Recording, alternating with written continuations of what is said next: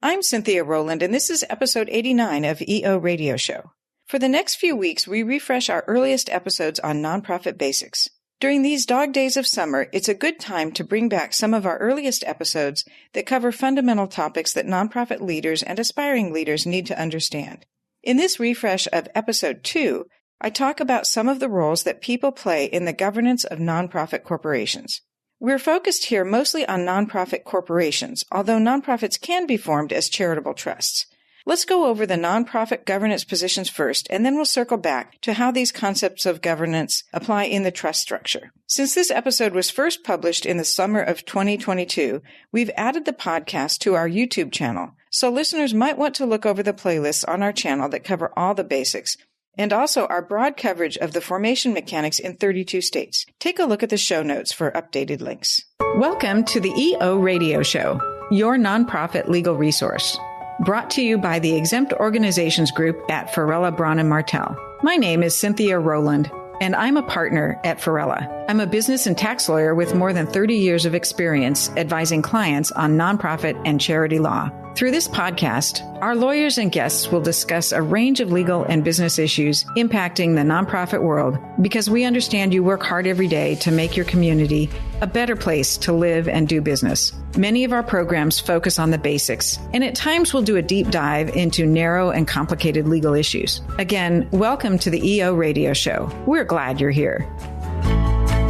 Unlike regular corporations, where the shareholders call the shots, in a nonprofit corporation, there are no shareholders, no owners who get to appoint the directors. Instead, the ultimate decisions about who serves on the governing body are made either by members, or in some cases by designators, or by the directors themselves, the latter structure being what is referred to as a self-perpetuating board. So when thinking about the governance structure for a new nonprofit, one of the first questions is who will choose the successor directors and control the organization. Sometimes the organization is best governed by having one or more persons who have the responsibility just to name the directors. We call those roles either designator entities, or in some cases, we call them members. The difference depends on the rights that the designating person should have, needs to have, or wants to have. When it is important for individuals to have the right to be involved in certain key organizational decision-making, such as liquidation or termination of the organization,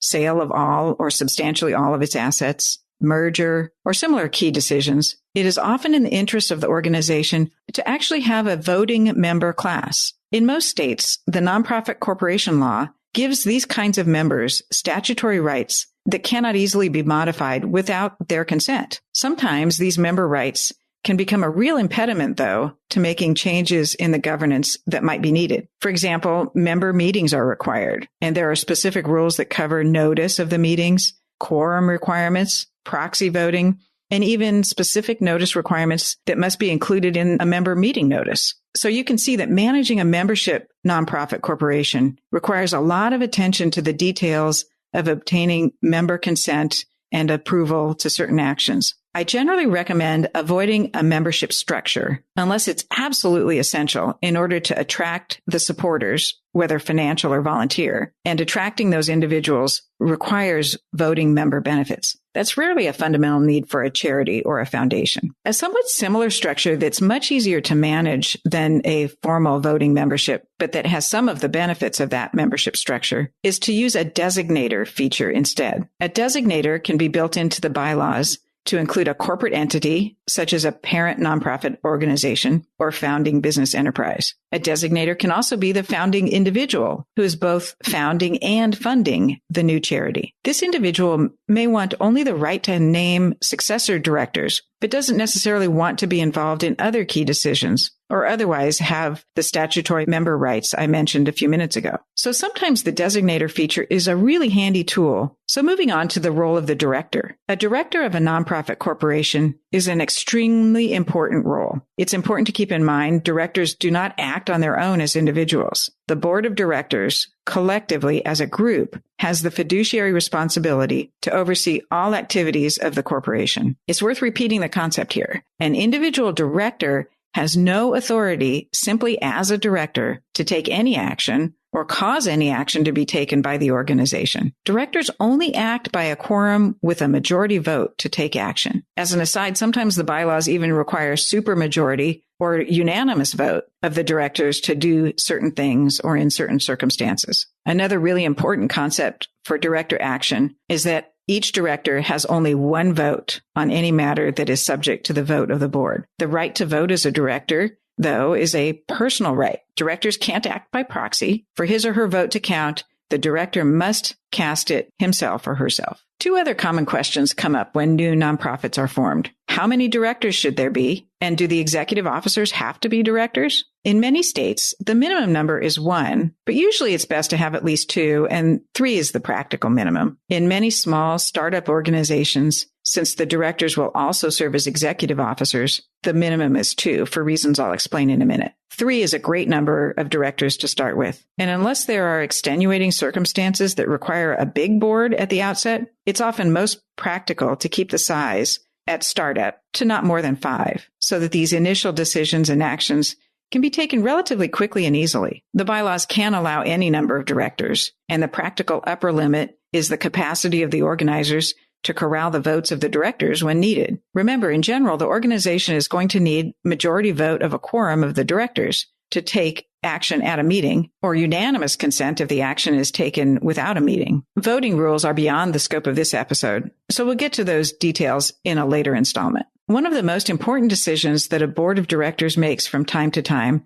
is the appointment of the executive officers, who can be, but they don't have to be, the directors. Nonprofit corporations must have a chief executive or president, a chief financial officer, also known as a treasurer, and a corporate secretary. A common misconception is that these are officers of the board. There actually is no such thing as an officer of the board. The officers elected by the board of directors are the executive officers of the corporation. They have statutory responsibilities that are spelled out in the corporate law of the state where the corporation is incorporated. These key executive offices are appointed and removed only by the board of directors acting as a board. In most states, the corporation's law provides that the individual who serves as president can't at the same time also hold the office of secretary or the office of treasurer. The purpose of this rule is to ensure that there's a check and balance in the executive staff of the corporation. Interestingly, Delaware law allows the same person to hold all 3 offices. Even though allowed, it's just really not a very good business practice. The better approach is to have at least 2 executive officers, if for no other reason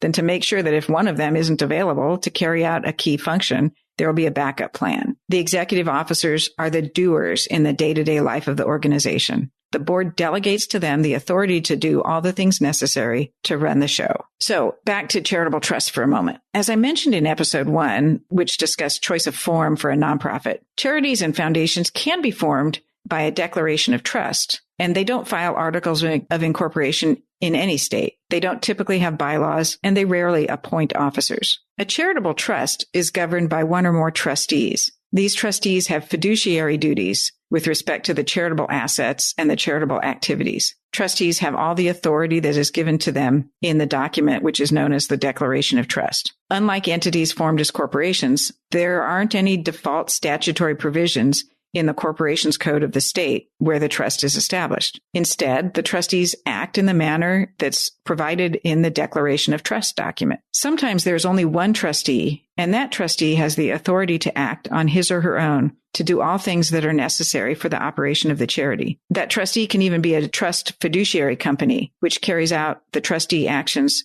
through the company's own employees. Oftentimes, a charitable trust is governed by several trustees, and it's important that the trust instrument or declaration of trust describes whether those trustees may act individually or whether they must act by majority agreement. Unlike directors of a nonprofit corporation, who by statute have to act by majority at a meeting or by unanimous written consent, there's considerable latitude for the trust instrument to provide that a trustee can have varying voting rights. For example, a declaration of trust may allow a particular trustee to have 2 votes and other trustees only 1. Trustees can adopt bylaws, appoint officers, and act generally like a corporation, but they usually don't. The trust form works really well for private family foundations, but it rarely is a good idea for a fundraising public charity with active operations. An important side note here, Sometimes the board members of a nonprofit corporation call themselves trustees, even though under corporate law they are actually directors. In that scenario, the legal structure is a corporate form, not a trust, and trustee is just a label for director. So, in wrap-up, the key roles to understand for the governance of a nonprofit corporation are those of voting member, director, and officer, all of which are defined by state corporation law. A trustee of a charitable trust essentially has the role of director and executive officer, unless the duties are otherwise limited in the Declaration of Trust. Take a look at the show notes for more resources and additional information. Well, that's it for today. I'm Cynthia Rowland, and you've been listening to the EO Radio Show, your nonprofit legal resource. Brought to you by the Nonprofit and Exempt Organizations Group at Farella, Braun, and Martell. If you have suggestions for topics you would like for us to discuss, please email us at eoradioshow@fbm.com. That's eoradioshow@fbm.com. Thank you for joining us, and until next time, make a difference.